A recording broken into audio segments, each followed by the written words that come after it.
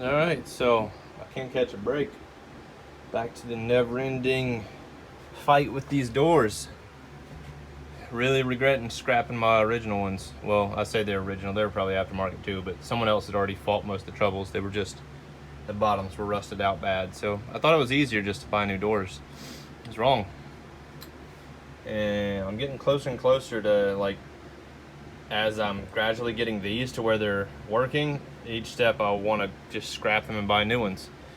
So here's my predicament today. I finished aligning the door glass, so the rear quarters are set.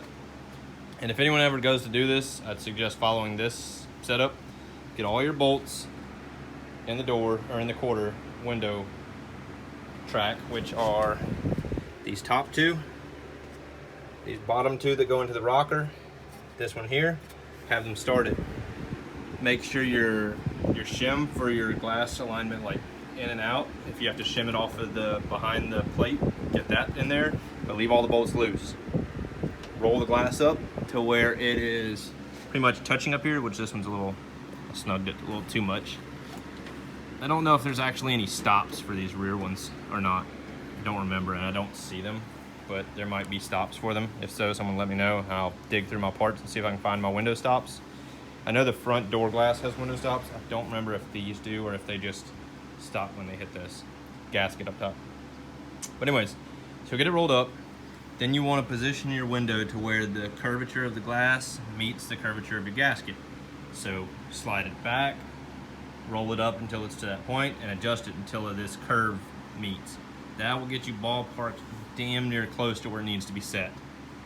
Now, I went ahead and popped these in. These, just like the door ones, these roll up, but they don't clip in tight. You can see the gap there.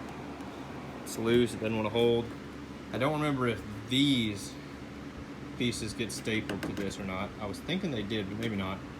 The piece that's stapled might just be, I want to say the felt that goes on them is, I don't think it staples to this piece. I want to say that quarter insert interior panel, whatever, it has the felt on the back side of it, and those felts are stapled onto that panel.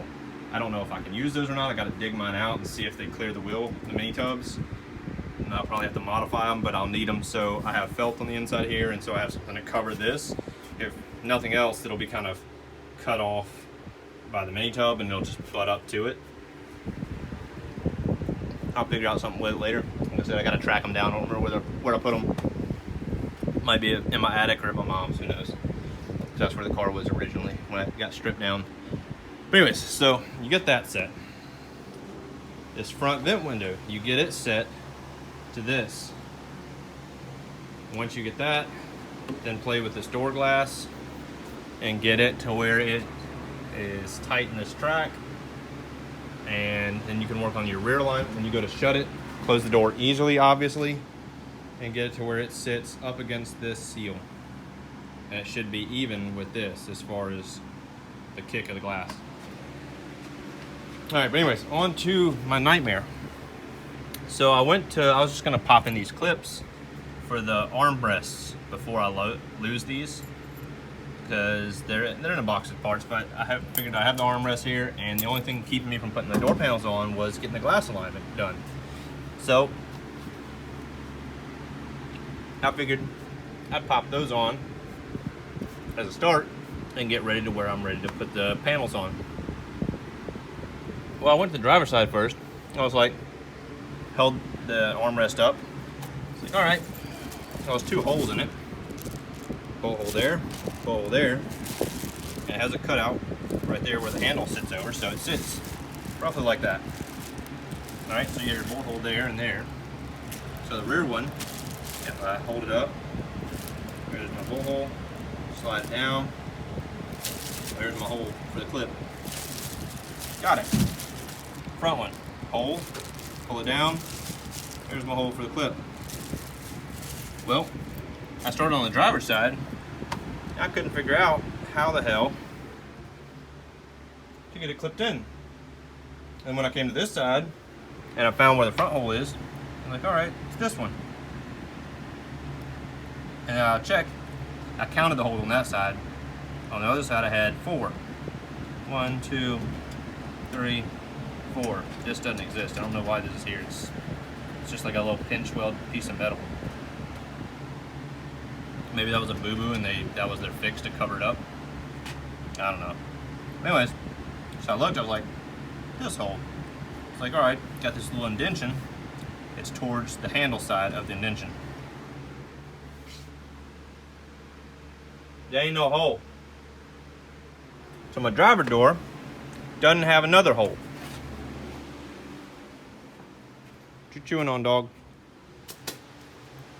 So not only on the driver door did I have to cut or drill this hole, but I also have to deal with the hole that goes here. So I have to figure out where exactly this hole is. I'll take some measurements to get some cross alignments. I'll have to drill a round hole and then file it to a square. So yeah, more fun. This door came from MPD. I'll be calling them. They're closed now, I think. It's after 5. I'll call them tomorrow. This door was bought like 2-3 years ago, so I doubt they'll do anything for me. But maybe, just maybe, they'll give me a partial refund back, since they now sell their door that's missing holes for like almost $100 less than what it cost, and I paid full price for this one. So maybe, just maybe, they'll send me a check for a partial refund back.